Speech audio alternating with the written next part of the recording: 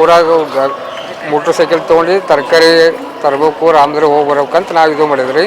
ಅಲ್ಲಿ ನಡಬರ್ಕ್ ಹೋದ್ರಪ್ಲೆ ಅಟ್ಯಾಕ್ ಮಾಡಿದಾರೆ 4 ಜನ ಬಂದು ಹೊಡೆದು ಮಾಡಿ ಎಲ್ಲ ಜಂಬೆ ತೋರಿಸಿ ಸೀದಾ ಬಸವನಗರ ಕರ್ಕೊಂಡು ಹೋದ್ರಿ. ಬಸವನಗರ ಹೋಗಿ ರೂಮ್ನಾಗ ಕೂಡಿಸಿ ಹೊಡೋರು ಬಕ್ಕೊಡ್ರಿ ರೊಕ್ಕ ಎಸವ ನಿಂಬಲ್ಲಿ ಏನಿಲ್ಲ ಅಣ್ಣ ಅಂತ ಎಲ್ಲಿ ನಿಂಬಲ್ಲಿ ರೊಕ್ಕವ ನಿಂಬಲ್ಲಿ ನಂಗೆಲ್ಲ ಊರನವ್ರು ಹೇಳ್ಯಾರ ನನಗೆ ಯಾರು ಊರ ನಂಬಲ್ಲಿ ರೊಕ್ಕನೇ ಇಲ್ಲ ರೊಕ್ಕವ ನಿಂಬಲ್ಲಿ ಅಷ್ಟವ ಇಷ್ಟವ ಅಂತ ಹೇಳಿ ಇಲ್ಲ ಅಣ್ಣ ಅಂತ ಹೊಡೆದ್ರು ಅನ್ನೋರು ಹೊಡೆದ್ರು ಬಡಿದ್ರು ಎಲ್ಲ ಬಡಿದ್ರು ಪ್ಲೇಯರ್ ಲಾಸ್ಟಿಗೆ ಏನಿಲ್ಲ ಅಂತಾರೆ ಮಂಚಿನ ಮ್ಯಾಗ ಮಂಗಸ್ರಿ ಹಿಂಗೆ ಪೂರಾ ಇವು ಮೊಳಕಲ್ಲ ಹಿಂಬಿಡ್ರಿ ಬಡಿಗೆ ತೊಗೊಂಡು ಬಿದ್ರ ಬಡಿಗೆ ತೊಗೊಂಡು ಹೊಡೆದಾರ. ಹೊಡೆದ ತಕ್ಷಣ ನಾವು ಬ್ಯಾಂಕ್ನಾಗ ಅವರಿಷ್ಟು ದುಡ್ಡು ನಮಗೂ ದುಡ್ಡವ ಯಾರು ಕಳು ಮಾಡಿಲ್ಲ ಆಮೇಲೆ ರೂಮಾಗ ದುಡ್ದೇವ ಅಂದ್ರೆ ಭೀ ಬಿಡಲಿಲ್ಲ ಓಡಾಟೋಡು ಎಲ್ಲ ಇದ್ದಿದ್ದಂಗೆ ಮತ್ತು ಸಲಪುರ ಕರ್ಕೊಂಡು ದವಾಖಾನೆ ತೋರಿಸ್ತೇನೆ ಅಂತ ಅಲ್ಲಿ ಟೂಲ್ ಹಾಕೋಬಲ್ಲಿ ಸೈಡಿಗೆ ಕರ್ಕೊಂಡು ಮತ್ತೆ ನಿಮ್ಮಲ್ಲಿ ದೂರಕ್ಕೆ. ಕಳೆದ 13ನೇ ತಾರೀಕು ನಂದಿಕೂರು ಗ್ರಾಮದ ಮಲ್ಲಯ್ಯ ಸ್ವಾಮಿ ಅನ್ನುವಂಥ ವ್ಯಕ್ತಿ ಆಕಾಶವಾಣಿ ಕೇಂದ್ರದ ಹತ್ತಿರ ವಾಕಿಂಗ್ ಹೋಗಿರ್ತಾರೆ. ಆ ವ್ಯಕ್ತಿಯನ್ನು ಹಿಂಬಾಲಿಸಿದಂತಹ 2 ಬೈಕಿನ 4 ಜನ ಆ ವ್ಯಕ್ತಿಯನ್ನು ಚಾಕು ತೋರಿಸಿ ಕಿಡ್ನ್ಯಾಪ್ ಮಾಡ್ತಾರೆ. ಕೋಟ್ನೂರು ಹೀರಾಪುರನಿಂದ ಬಸವನಗರಕ್ಕೆ ಒಂದು ರೂಮ್ನಲ್ಲಿ ಕೂಡಿ ಹಾಕಿ ರಾತ್ರಿ 12 ಗಂಟೆವರೆಗೆ ಹಲ್ಲೆ ಮಾಡ್ತಾರೆ. ನಿನ್ನ ಹತ್ರ 30 ಲಕ್ಷ ರೂಪಾಯಿ ಇದೆ, ಆ 30 ಲಕ್ಷ ರೂಪಾಯಿ ನಮಗೆ ಕೊಡಬೇಕು, ಇಲ್ಲದೆ ಹೋದರೆ ನಿನ್ನ ಕೊಲೆ ಮಾಡ್ತೀವಿ ಅಂತ ಹೇಳಿ ಬೆದರಿಕೆ ಹಾಕಿ ಪೊಲೀಸ್ 3rd ಡಿಗ್ರಿ ಟಾರ್ಚರ್ ಏನು ಕೊಡ್ತಾರಲ್ಲ ಕ್ರಿಮಿನಲ್ಗಳಿಗೆ, ಆ ಮಾದರಿಯಲ್ಲಿ ಇವರಿಗೆ ಟಾರ್ಚರ್ ಕೊಟ್ಟು ಹಿಂಬುಡುಗಳಿಗೆ ಪಾದಗಳಿಗೆ ಹೊಡೆದು ಮತ್ತು ಬಾವು ಬರಬಾರ್ದು ಅಂತ ಹೇಳಿ ಸ್ಪ್ರೇ ಮಾಡಿ ಅದನ್ನು ಆ ರೀತಿ ಟಾರ್ಚರ್ ಮಾಡಿದ್ದಾರೆ. ಅಲ್ಲಿಂದ ನಿನಗೆ ಆಸ್ಪತ್ರೆಗೆ ಕರ್ಕೊಂಡು ಹೋಗ್ತೀನಿ ಅಂತ ಸೊಲ್ಲಾಪುರ ಕರ್ಕೊಂಡು ಹೋಗಿದ್ದಾರೆ. ನಿನ್ನ ಹತ್ರ ಇದ್ದಂಥ 30 ಲಕ್ಷ ಹಣ ಕೊಡಬೇಕು, ಕೊಡದೆ ಹೋದರೆ ನಿನ್ನ ಮರ್ಡರ್ ಫಿಕ್ಸ್ ಅಂತ ಹೇಳಿ ಬೆದರಿಕೆ ಹಾಕಿದ ಮೇಲೆ ಅವನ ಫೋನಿಂದ ಅವರ ಪತ್ನಿ ಲಕ್ಷ್ಮಿಗೆ ಕರೆ ಮಾಡ್ತಾರೆ. ನಾನು ಇಸ್ಪಟ್ನಲ್ಲಿ ಸೋತಿದ್ದೀನಿ, ನಾಳೆ ನಿನ್ನ ಬೆಳಗ್ಗೆ ಚೆಕ್ ತೆಗೆದುಕೊಂಡು ಬಾ, ಅವ್ರಿಗೆ ಹಣ ಕೊಡಬೇಕಾಗಿದೆ ಅಂತ ಹೇಳಿದ ಮೇಲೆ ಇವರು ಬೆಳಿಗ್ಗೆ ಬರ್ತಾರೆ. ನಂದಿಕೂರು ಬ್ಯಾಂಕ್ ಹತ್ತಿರ ಇರುವಂಥ ಕಿರಾಣಿ ಅಂಗಡಿಯಲ್ಲಿ ಅವರ ಪತ್ನಿ ಚೆಕ್ ಕೊಡ್ತಾರೆ. ಆ ಚೆಕ್ಕನ್ನು ಸ್ವೀಕಾರ ಮಾಡಿದಂತಹ ಈ ನೆಟೋರಿಯಸ್ ಗ್ಯಾಂಗ್ ಅಂಬರೀಷ್ ಕಾರದಪುಡಿ ಅಲಿಯಾಸ್ ಅಂಬೆ ಅಂತ ಹೆಸರಿದೆ. ಆ ವ್ಯಕ್ತಿ ಆ ಚೆಕ್ಕನ್ನು ತೆಗೆದುಕೊಂಡು ಬ್ಯಾಂಕಿಗೆ ಹೋಗಿ ಮತ್ತು ಬ್ಯಾಂಕಿನ ಸುತ್ತಮುತ್ತ 8-10 ಜನರಿಗನ್ನು ನಿಯೋಜನೆ ಮಾಡಿ, ನೀನೇನಾದರೂ ಹಣ ಪಡಿಬೇಕಾದರೆ ಕೂಗಾಡಿದರೆ ಅಥವಾ ಸತ್ಯ ಹೇಳಿದರೆ ನಿನಗೆ ಬೆನ್ನಿಗೆ ಚೂರಿ ಹಾಕ್ತೀವಿ ಅಂತ ಹೇಳಿ ಚೂರಿ ಸಮೇತ ಅವರು ಅಲ್ಲಿ ಸ್ಟ್ಯಾಂಡ್ ಆಗಿರ್ತಾರೆ. ಇವರು ಒಳಗಡೆ ಹೋಗಿ ಇಬ್ಬರು ಗಂಡ ಹೆಂಡತಿ, ಗಂಡ ಮಲ್ಲಯ್ಯ ಸ್ವಾಮಿ 10 ಲಕ್ಷ ರೂಪಾಯಿ ಮತ್ತು ಲಕ್ಷ್ಮಿ ಅಕೌಂಟ್ನಲ್ಲಿರುವಂಥ 10 ಲಕ್ಷ ರೂಪಾಯಿ ಡ್ರಾ ಮಾಡಿಕೊಂಡು ಹೊರಗಡೆ ಬಂದ ತಕ್ಷಣ ಆ ಬ್ಯಾಗಿನ ದುಡ್ಡನ್ನು ಇವರು ಕಸ್ಕೊಂಡು ಅಲ್ಲಿಂದ ಆಟೋದಲ್ಲಿ ಅವರು ಎಸ್ಕೇಪ್ ಆಗಿರ್ತಾರೆ. ಯಾರಿಗಾದರೂ ಹೇಳಿದರೆ ನಿನ್ನ ಕೊಲೆ ನಿಶ್ಚಿತ ಅಂತ ಹೇಳಿ ಬೆದರಿಕೆ ಹಾಕಿರೋದ್ರಿಂದ ಯಾರಿಗೂ ಹೇಳೋದಿಲ್ಲ ಅವರು. ಕೊನೆಗೆ ಅವ್ರು ಕೊಟ್ಟಂಥ ಟಾರ್ಚರ್ನಿಂದ ನೋವು ತಾಳದೇನೆ ಮೋಹನ್ ರಾಜ್ ಆಸ್ಪತ್ರೆಗೆ ಭೇಟಿಯಾಗಿ ಅಲ್ಲಿ 2 ದಿನ ಚಿಕಿತ್ಸೆ ತಗೋತಾರೆ. ನಂತರ FIR ಮಾಡ್ತೀವಿ ಅಂತೇಳಿ ಜಿಮ್ಸಿಗೆ ಬಂದು ಜಿಮ್ಸ್ನಲ್ಲಿ ಪೊಲೀಸರನ್ನು ಕರೆಸಿ MLC ಮಾಡಿ ಪರ್ತಾಬಾದ್ ಪೊಲೀಸ್ ಠಾಣೆಯಲ್ಲಿ FIR ಆಗಿದೆ. ಅಂಬೆ ಅಲಿಯಾಸ್ ಕಾರದಪುಡಿ ಅಂಬರೀಷ್ ಅಂತೇಳಿ ಆತ ಮತ್ತು ಆತನ ಸಹಚರರ ಮೇಲೆ FIR ಆಗಿದೆ. ನಾನು ಹೇಳ್ತಾ ಇದ್ದೀನಿ, ಕಲಬುರಗಿ ಜಿಲ್ಲೆಯನ್ನು ಮಾದರಿ ಜಿಲ್ಲೆ ಮಾಡ್ತೀನಿ ಅಂತ ಹೇಳಿದ ಇಲ್ಲಿಯ ಇನ್ಚಾರ್ಜ್ ಮಿನಿಸ್ಟರು ಮತ್ತು ಅವರ ಜೊತೆಗೆ ಇರುವಂಥ ಸೌತ್ MLA, ನಾರ್ತ್ MLA, ಇಂತಹ ಘಟನೆಗಳು ಕಲಬುರಗಿಯಲ್ಲಿ ನಿರಂತರವಾಗಿ ನಡೀತಾ ಇದ್ದರೂ ಕೂಡ ಪೊಲೀಸರ ಮೇಲೆ ಯಾಕೆ ಇವರು ಆ್ಯಕ್ಷನ್ ತಗೊಳ್ತಾ ಇಲ್ಲ? ನಾಯಿ ಕೊಡೆಗಳಂತೆ ಇಡೀ ಜಿಲ್ಲೆಯಾದ್ಯಂತ ಮತ್ತು ನಗರಗಳಲ್ಲಿ ಅಕ್ರಮ ಇಸ್ಪೀಟ್ ಅಡ್ಡೆಗಳು ನಾಯಿ ಕೊಡೆಗಳಂತೆ ತಲೆ ಎತ್ತಿದ್ದಾವೆ.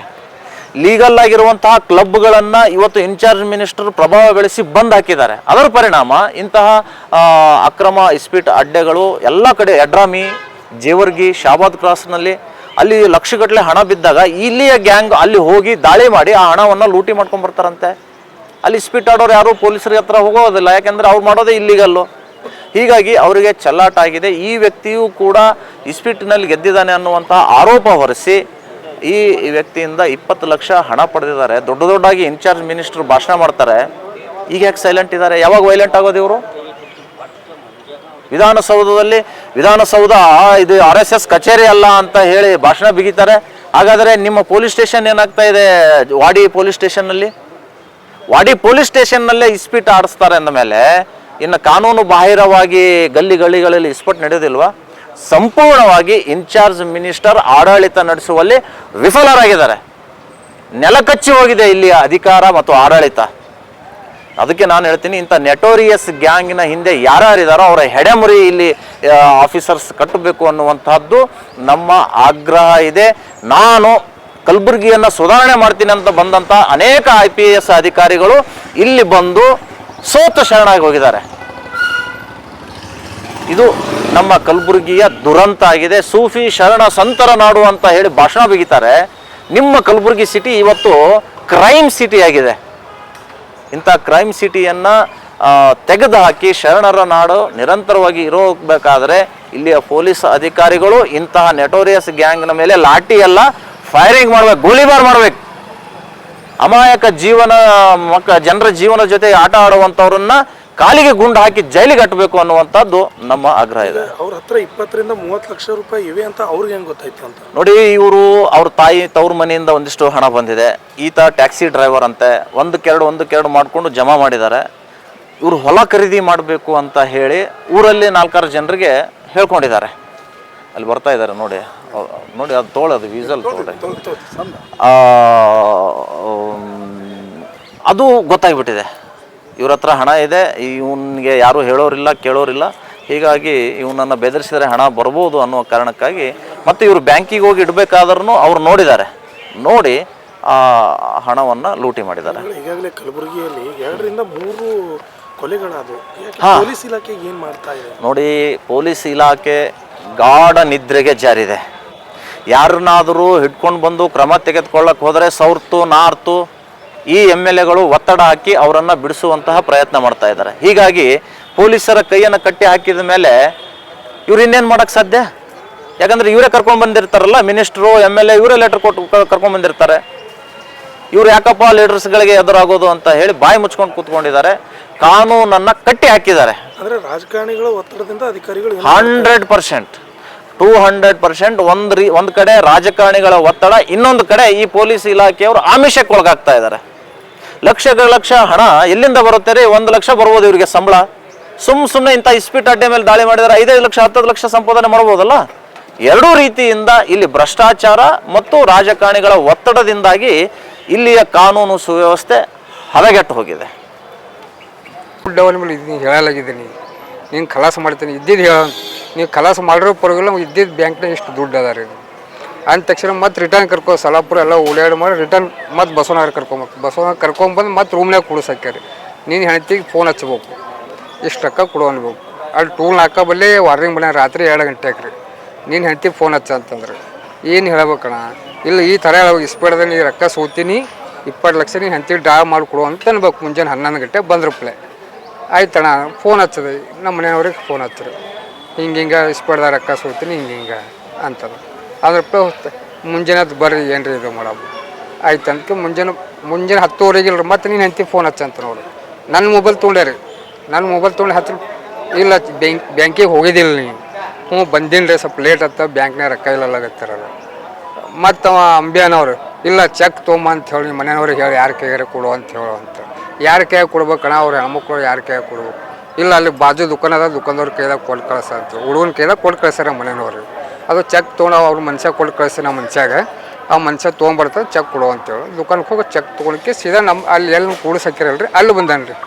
ಬಂದು ನಡಿ ಆಟೋದಾಗ ಕೊಡು ಅಂತಂದ್ರೆ ಆಟೋದಾಗ ಕೂತು ಎಲ್ಲ ಬ್ಯಾಂಕ್ಗಳು ತಿರುಗಾಡಕ್ಕೆ ಹಚ್ಚಿದ್ರೆ ಬ್ಯಾಂಕ್ನಾಗ ದುಡ್ಡು ಇಲ್ಲ ಅಂತ, ಅಷ್ಟು ದುಡ್ಡು ಇಲ್ಲ ಅಂತಂದ್ರೆ ಮತ್ತು ನಿಮ್ಮ ಮನೆಯವ್ರಿಗೆ ಫೋನ್ ಹಚ್ಚೋದು ಪೂರ 20 ಲಕ್ಷ ಅದೇ ಕೆನರಾ ಬ್ಯಾಂಕ್ ನಿಂತೆ ನಂದಿಕೂರು ನಿಂತೆ ಅಲ್ಲೇ ತೊಗೊಂತೇಳಿ ಮನೆಯವ್ರಿಗೆ ಫೋನ್ ಹಚ್ಚೋ ಮೊದಲು ಫಸ್ಟ್ ಮತ್ತು ಫೋನ್ ಹಚ್ಚೋದು ಇಲ್ಲ ಇಲ್ಲೇ ತೊಗೊಲ್ಲ. ಇಲ್ರಿ ಅಷ್ಟು ದುಡ್ಡು ಹೆಂಗೆ ಬರ್ತಾವೆ ಬ್ಯಾಂಕ್ನಾಗ? ಮೊದಲೇ ಅಡ್ವಾನ್ಸ್ ಹೇಳಿದ್ರೆ ಏನು ರೀ ಬರ್ತಾವೆ, ನೀವು ಅವಾಗಿಂದಾಗೆ ಕೊಡೋನು ಹೆಂಗೆ ಕೊಡ್ತಾರೆ? ನಮ್ಮ ಮನೆಯವ್ರು ಅಂತಂದ್ರೆ ಇಲ್ಲ ನೀ ಹೆಂಗೆ ಮಾಡೋ ರಿಕ್ವೆಸ್ಟ್ ಮಾಡು ಮ್ಯಾನೇಜರ್ ಕೇಳು ಅಂತಂದ್ರೆ ಆಂಧ್ರಪ್ಲೇ ಹ್ಞೂ ಅಂತಾರೆ. ಆಂಧ್ರಪ್ಲೇ 2:30 ಐತ್ರಿ ಮತ್ತೆ ಫೋನ್ ಹಚ್ಚಕತ್ರ ಮತ್ತೆ ಫೋನ್ ಹಚ್ಚನಿ ಅವ್ರು ಏನಿ ಅಂತದ ಐತ್ರಿ ಅಂತದ. ಮತ್ತು ಬ್ಯಾಂಕಿಗೆ ಹೋಗಿ ನಮ್ಮ ಮನೆಯವ್ರಿಗೆ ಅವ ಗುಂಡ ಒಬ್ಬ ಆಟೋದಾಗ ಕೂತಿರ, ಅವ ಅಂಬ್ಯಾನ ದೋಸ್ತ್ ರೀ, ಅವ ಒಬ್ಬ ಆಟೋ ಡ್ರೈವರ್ ರೀ. ಅವ್ರು ಕರ್ಕೊಂಬಂದು ನಮ್ಮ ಮನೆಯವರು ನಾನು ಕರ್ಕೊಂಬಂದು ಸೀದಾ ಬ್ಯಾಂಕಿಗೆ ಕರ್ಕೊಂಡು ಹೋಗಿ ಸಹಿ ಮಾಡಿಸ್ರಿ. ಅಲ್ಲಿ ಒಂದೇ ನೀವು ಬ್ಯಾಂಕ್ನಾಗ ಏನೇ ಒಂದು ಅವಾಜ್ ಮಾಡಿದ್ರೆ ನೀನು ಖಲಾಸ್ ಮಾಡ್ತೀನಿ ನಿನಗೆ. ಈಗ ಬ್ಯಾಂಕಿನ ಒಳಗೆ ಹೋಗೋ ಮುಂದೆ ಚಾಕು ಹಿಡಿದಿರು ಅಂತ ಹೇಳಿದ್ರು. ಹಾಂ ರೀ. ಮತ್ತು ಬ್ಯಾಂಕಿನ ಒಳಗೆ ಹೆಂಗೆ ಬಿಟ್ಟರು ಚಾಕು ಇದ್ರು ಅಂತ? ಬ್ಯಾಂಕಿನ ಒಳಗೆ ನಿಮ್ಮ ಸರಿನೇ ಕರ್ಕೊಂಡು ಹೋಗ್ಯಾರ ಅವರು? ಹಾಂ, ಅವ್ರ ಜೊತೆನೇ ಹೋಗಿರಿ ಬ್ಯಾಂಕಿನ ಒಳಗೆ? ಹಾಂ ಹೋಗಿದ್ದಾರೆ. ಸಂಘಟ ನಿಮ್ಮ ಹಿಂದೆ ಇದ್ರು ಅವ್ರು ಚಾಕು ಹಿಡ್ಕೊಂಡಿದ್ದಿಲ್ರಿ. ಅವ್ರು ಏನಾರ ನೀವು ಬ್ಯಾಂಕ್ನಿಂದ ನೀವು ಆಮೇಲೆ ನೀವು ರೊಕ್ಕ ಡ್ರಾ ಮಾಡ್ಕೊಂಡು ತೊಗೊಂಡು ನಾವು ತೊಗೊಂಡು ಹೊಂಟೇವ್ರೆ ಅವ್ರು ನೀವು ಚೀರಿದ್ರೆ ಅಂದ್ರೆ ನೀವು ಹೊರಗೆ ಬಂದ್ರಪ್ಲೆ ನಿಮಗೆ ಖಲಾಸ ಮಾಡ್ತೀನಿ ನಿಮಗೆ. ಅವ್ರು ಒಂದು 8-10 ಜನ ಸುತ್ತಮುತ್ತ ಬ್ಯಾಂಕ್ ಸುತ್ತಮುತ್ತ ಇದ್ದಾರೆ. ಈಗ ಇವರೆಲ್ಲ ಅರಲ್ಲ, ಇವ್ರು ನಿಮಗೆ ಹಿಂದಿನ ಹಿಡಿದು ಪರಿಚಯನಾ? ಪರಿಚಯ ಇಲ್ಲ ಏನಿಲ್ಲ ರೀ. ನಮ್ಮ ಊರಾಗ ಬರ್ತಿದ್ರಿ, ಸುಮ್ಮ ಹುಡುಗರ ಸಂಗಡ ಓಡಾಡ್ಕೊತಿರ್ತಿದ್ರಿ. ಅವನಿಗೆ ಅಣ್ಣ ಅಂತಾರೆ ಎಲ್ಲ ಹುಡುಗರು.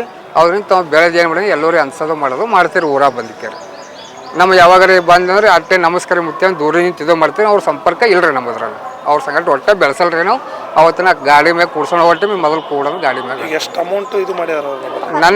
ನನ್ನ ಅಕೌಂಟ್ನಾಗ 10 ಲಕ್ಷ ರೀ, ನಮ್ಮ ಮನೆಯವ್ರು ಇದ್ರೆ 10 ಲಕ್ಷ ರೀ ಏನು ರೀ ತೊಗೊಂಡು. ಹಾಂ ಬ್ಯಾಂಕ್ ನಿಂತಾರೆ ಎಲ್ಲ ಕ್ಯಾಮ್ರಾ ಎಲ್ಲ ಯಾರು ತೊಗೊಂಡು ಹೋಗ್ಯಾರ ಏನು ಸುದ್ದಿ ಎಲ್ಲ ಅವರೇ ಹಾಕೊಂಡಾರ ರೊಕ್ಕ ರೀ ಏನು. ಕಂಪ್ಲೇಂಟ್ ಅದ ಮಾಡ್ಯಾರ? ಹಾಂ ಮಾಡಿದವ್ರಿ ನಮ್ಮ ಹಾಂ ರೀ ಬರ್ತಾಬಾರ ನಮಗೇನು ನ್ಯಾಯ ಕೊಡಿಸ್ರಿ ನೋಡ್ರಿ ಗರೀಬ್ ಇದ್ದಿದ್ದವ್ರಿ ನೋಡ್ರಿ. ನಮ್ಮ ಹೆಸರು ಮಲ್ಲಯ್ಯ ಸ್ವಾಮಿ ರೀ ಏನು ಗರೀಬ್